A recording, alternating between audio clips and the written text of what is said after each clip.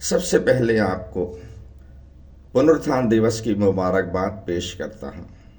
कुछ सवालात हैं जिनके जवाब ढूंढने बहुत ज़रूरी हैं, वरना आने वाली पीढ़ी पूरी तरह से भ्रमित हो जाएगी या भटक जाएगी।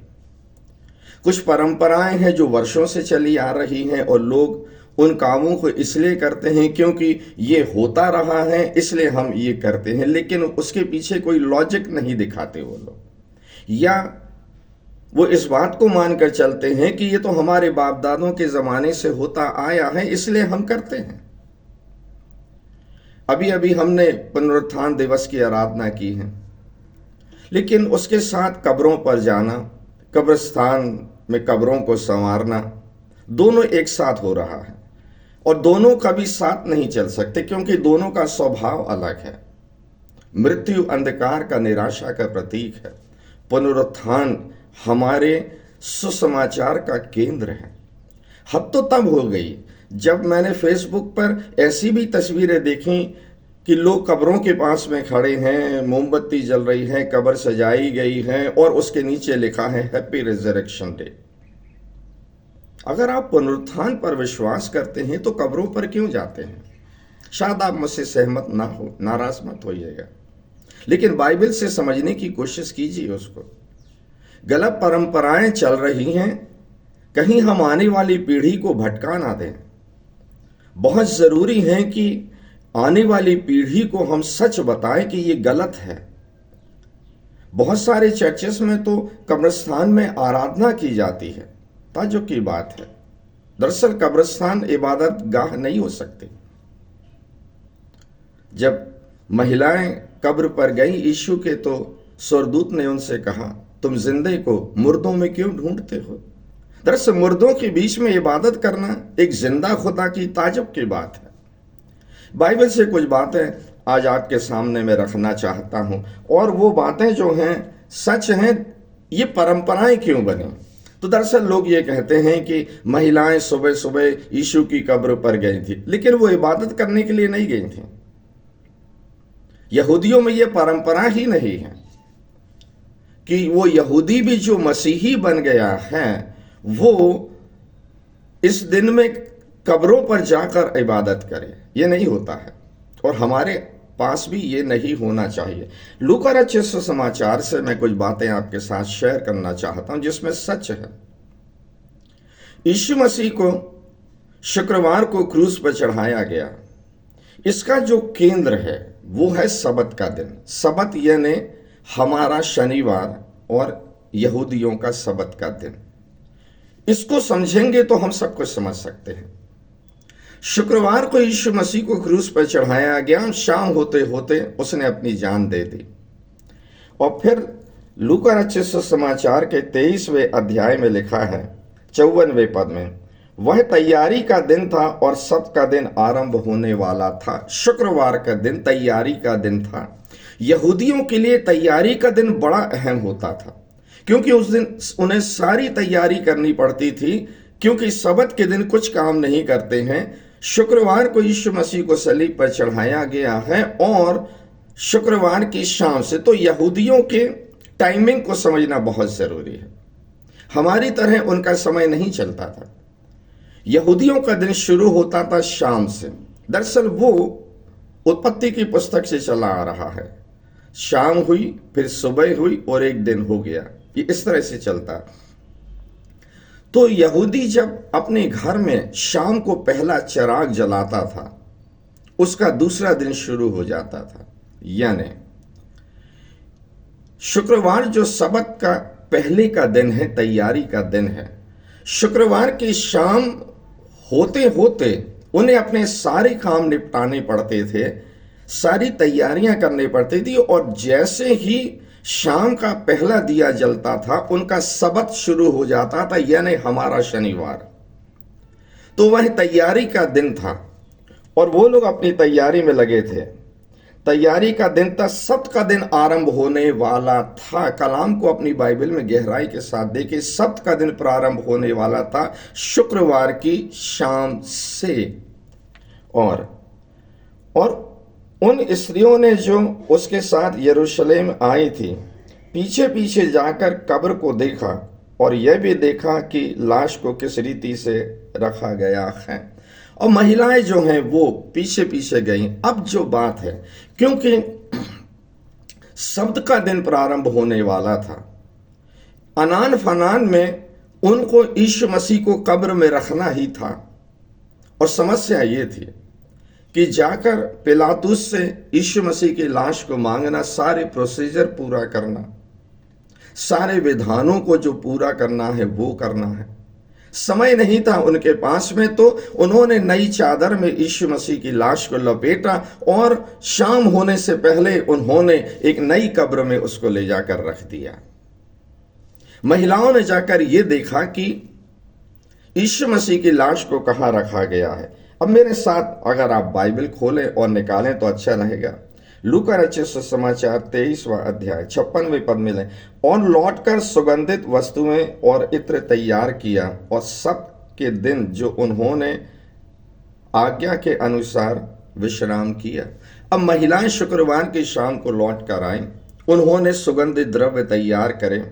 अब ये जो बात है कि ये परंपरा निभाई क्यों जा रही है सुगंधित द्रव्यों को लगाने की, दरअसल ये पुराने नियम से आ रहा है।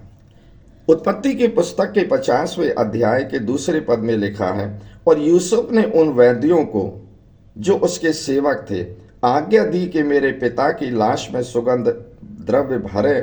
तब वैद्यों ने इस्राएल यानी याकूब की लाश में सुगंध द्रव्य भर दिए और इसके 40 दिन पूरे हुए, क्योंकि जिस लाश में सुगंध द्रव्य भरे जाते थे उसको उतने ही दिन लगते थे। दरअसल यूसुफ मिस्र का सबसे बड़ा अधिकारी था। जब उसके पिता याकूब की मृत्यु हो गई तो उस जमाने में मम्मी बनाई जाती थी, इस्राएली नहीं बना सकता था। तो उसने अपने सेवकों को जो मम्मी बना सकते थे कहा कि मेरे पिता की मम्मी बनाई जाए, और फिर उसे दफनाया गया। इसी अध्याय के 26वें पद में लिखा, निदान यूसुफ 110 वर्ष का होकर मर गया और उसकी लाश में सुगंध द्रव्य भरे गए, और वह लाश मिस्र में एक संदूक में रखी गई, सैक्रोफेगस में रखी गई। यूसुफ की भी मम्मी बनाई गई। तो ये परंपरा जो है वो वहां से चली आ रही है कि लाश में सुगंधित द्रव्य लपेटना, ये भर नहीं सकते थे लेकिन लपेटते जरूर थे। लेकिन शुक्रवार का दिन था, यीशु मसीह की मृत्यु शाम होते होते हुई। सबत का दिन प्रारंभ होने वाला, वो कोई काम नहीं करते हैं, तो उन्होंने यीशु मसीह के लाश में सुगंध द्रव्य लपेटे नहीं और वैसे ही ले जाकर कब्र पर रख दिया। महिलाओं ने देखा कि लाश कहाँ कब्र में रखी, लौटकर सुगंधित द्रव्य तैयार करें और वचन के अनुसार, व्यवस्था के अनुसार शनिवार जो उनका सबत का दिन है उन्होंने विश्राम किया। अब आ जाइए 24वें अध्याय में। परंतु सप्ताह के पहले दिन, अगर कैलेंडर हम देखें तो हमारा पहला दिन रविवार होता है। सप्ताह के पहले दिन रविवार को, सप्ताह के पहले दिन बड़े भोर को वे सुगंधित वस्तुओं को जो उन्होंने तैयार की थी लेकर कब्र पर आए। दरअसल वो आराधना करने नहीं गए थे, यीशु मसीह की कब्र संवारने नहीं गए थे। वो यीशु मसीह के लिए जो सुगंधित द्रव्य उन्होंने तैयार करे थे वो उसकी लाश पर लपेटने के लिए गई थी। लेकिन यही तो अफसोस की बात है कि उन्होंने विश्वास नहीं किया। यीशु मसीह ने कितने बार कहा था मेरा सलीब पर मरना और जी उठना निश्चित है, लेकिन चेलों ने विश्वास नहीं किया। सरदूत ने बताया लेकिन विश्वास नहीं किया। अगर महिलाओं ने यह विश्वास किया होता कि यीशु मसीह ने कहा है वो जी उठेगा तो वो जी उठेगा, तो उसकी लाश में सुगंधित द्रव्य भरने नहीं जाते और ये सारी झंझटें ना होती, ये सारी समस्याएं, गलत परंपराएं पैदा ना होती। यीशु मसीह ने मत्ती रचित सुसमाचार 26वें अध्याय के 32वें पद में कहा था, जी उठने के बाद मैं तुमसे पहले गलील को जाऊंगा। इस बात को अगर चेलों ने याद रखा होता तो कब्र पर नहीं जाते।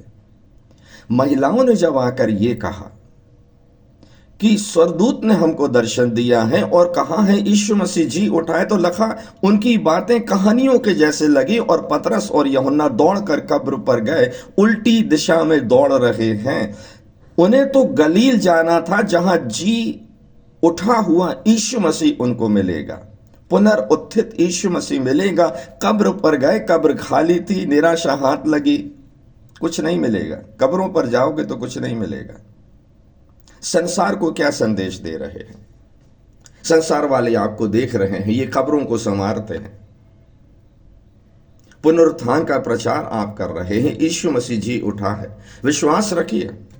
अगर पुनरुत्थान पर विश्वास रखते तो विश्वास रखिए जैसे यीशु मसीह मृतकों में से जी उठा है, वैसे हम और हमारे वो लोग जो कब्रों में सो गए हैं, वो तुरही फूंकी जाएगी और एक दिन जी उठेंगे और हम बादलों पर यीशु मसीह के साथ ऊपर उठाए जाएंगे। इस सच को संसार को बताइए, इस सच को आने वाली पीढ़ी को बताइए।